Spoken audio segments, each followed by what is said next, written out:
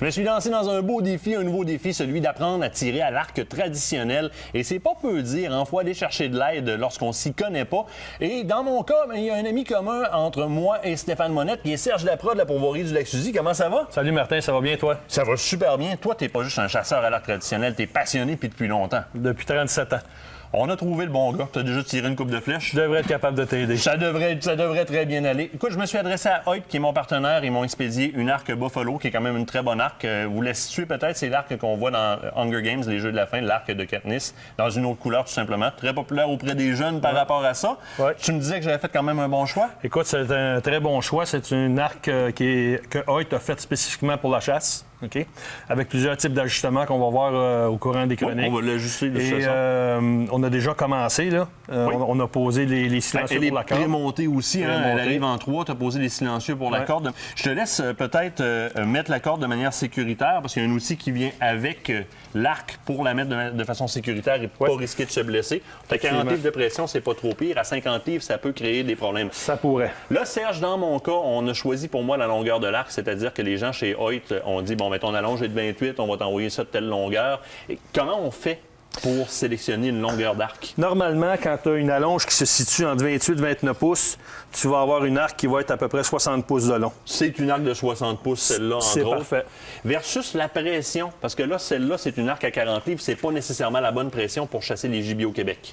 Non, c'est-à-dire elle est légale, oui, c'est 40 livres, c'est légal, aucun problème là. Mais pour chasser, je te recommande plus d'être dans des pressions aux alentours de 50-55 livres et ne pas dépasser ça. Et là, comparé à de l'arc à poulie, un 50-55 livres, là-dessus, c'est pas pareil, il n'y a pas de point mort, là. Non, 0 point mort. Plus tu étires ton arc, plus il y a de la pression. Ton arc est calibré en fonction d'une allonge de 28 pouces. Pour chaque pouce additionnel que tu vas étirer, tu vas avoir un 2 à 3 livres supplémentaires. L'inverse est aussi vrai. Si tu étires 27 pouces, ton arc est 50 livres à 28, tu vas avoir 47 livres de pression. Premier ajustement qui se fait à ce niveau-là, moi, je ne savais pas, il y a une différence de largeur qu'il doit y avoir entre la branche en haut et la corde et la branche en bas et la corde. Oui, c'est ce qu'on appelle le tailor.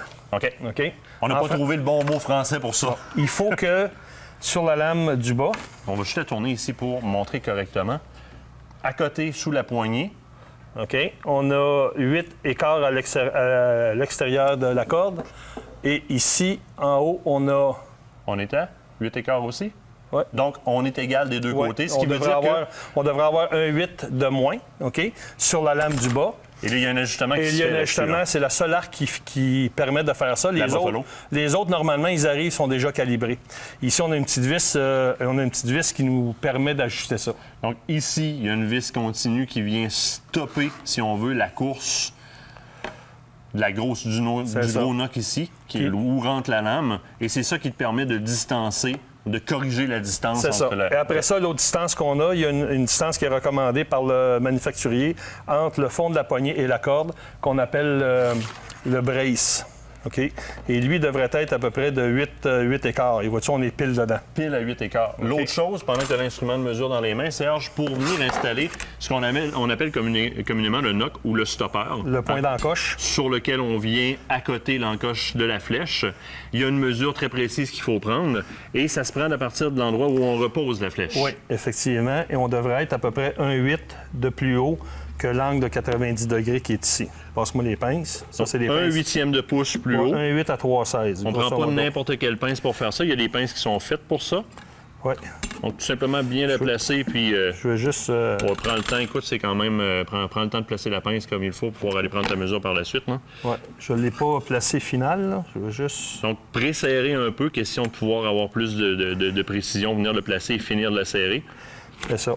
C'est important parce qu'on ne fonctionne pas avec une mire là-dessus. Là. Il n'y a pas de mire sur un arc comme celle-là, donc je dois être parfaitement aligné. C'est la seule façon de m'assurer que ma flèche va être bien en ligne. Donc, je vais juste montrer une fois terminé. Question que la flèche vienne s'aligner avec... Elle va être un petit peu le derrière par en haut, vois-tu? Donc, si on va prendre une flèche de carbone, là, parce qu'on a fait de l'ajustement en fonction de ça.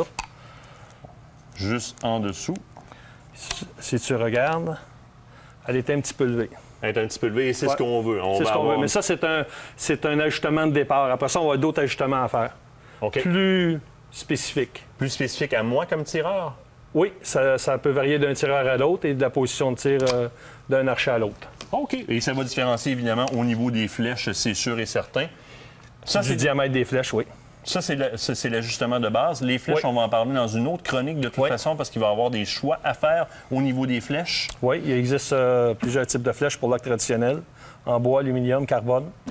Moi, je te dirais que la prochaine chronique, c'est une chronique qu'on pourrait faire là-dessus puisqu'on a un préajustement. Puis par la suite, on commencera à voir au niveau du tir, qu'est-ce qu'on peut faire, de quelle façon tu vas me calibrer pour tirer. Il restera à faire de la pratique. Me fie sur toi, prof. Ça marche. Un gros merci, Serge. On se revoit. Yes. Salut.